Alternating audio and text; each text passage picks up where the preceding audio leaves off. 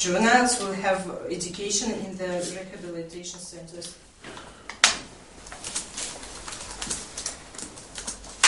Thank you.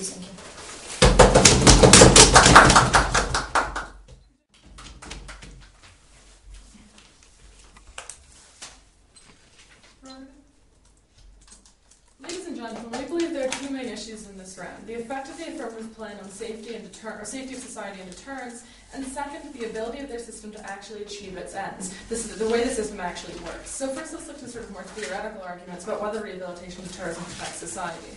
Now, we firmly believe that retribution deters more. They provide you some statistics about how how rehabilitation led to a decrease in crime. The problem with these statistics is it's just talking about recidivism.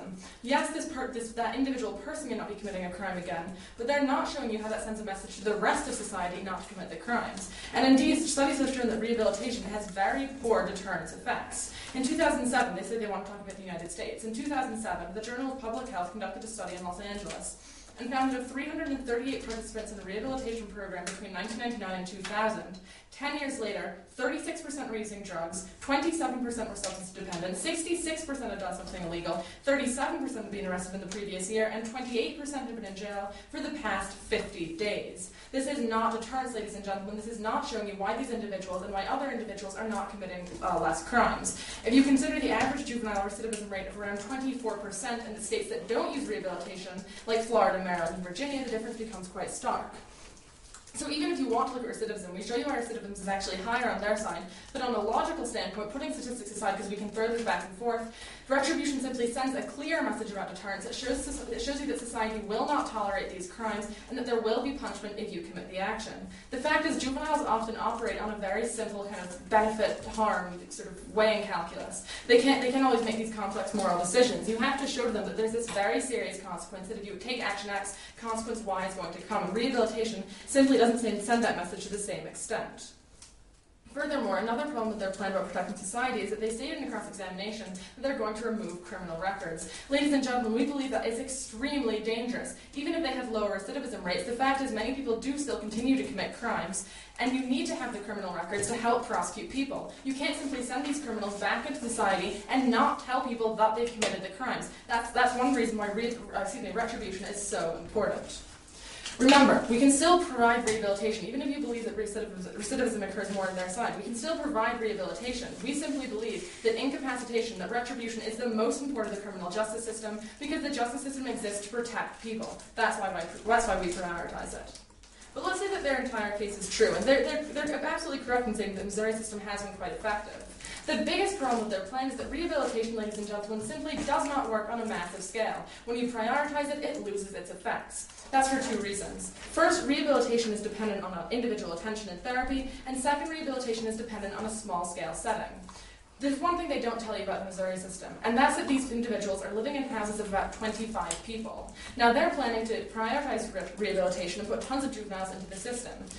When you have a house with 1,000 people, you're not going to get those same effects. The only way it works is when you can have minimal supervision because you have so few people, because you have a lot of staff, and because you're living in these tiny houses. As soon as you put people in big rehabilitation centers, not only do you lose the sort of unique benefits of having individual therapy, of having individual contact, but it essentially turns into a prison, a large, secure prison. You have to have more security if you want to make sure that these individuals aren't escaping, that they're not going out to commit more crimes.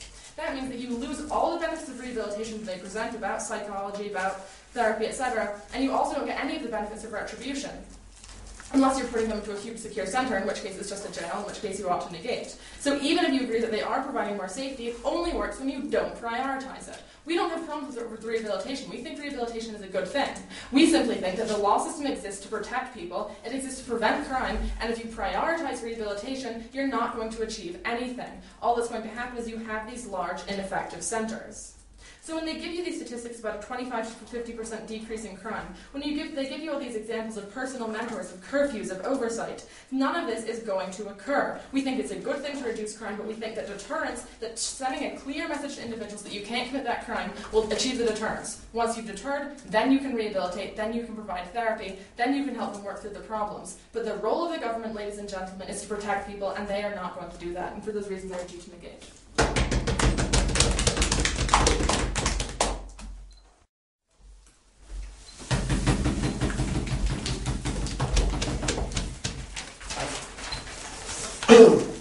My first question to you is, has deterrence reduced the crime? Or do you mean has retribution reduced crime? Yeah.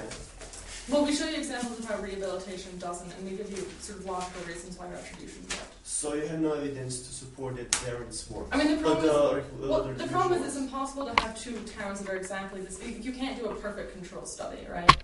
Like, we can't possibly have, like, two groups of juveniles that are exactly the same and give them different punishment sentences. But statistics have shown that rehabilitation is less effective in the best comparisons that can be done.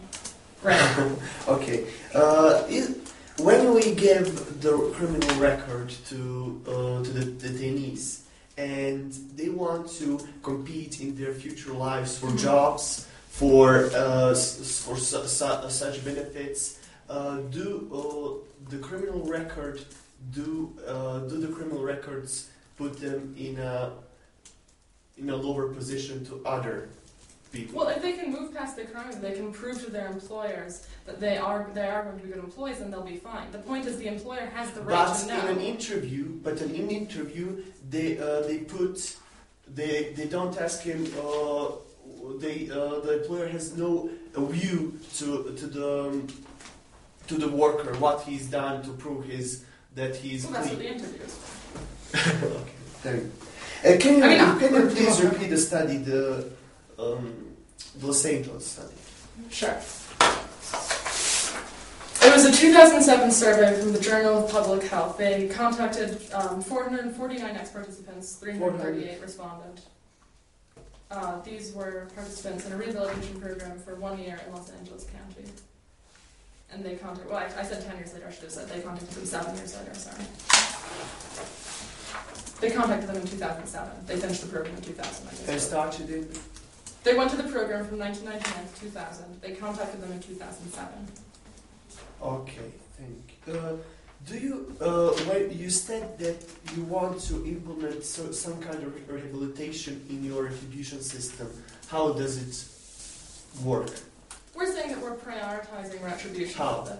That you punish, and then if how do you want to implement rehabilitation and retribution? how they work together, you know? But in your system. I mean, if the government determines that that individual might benefit from it, then after you've incapacitated, after you've implemented punishment, then you could have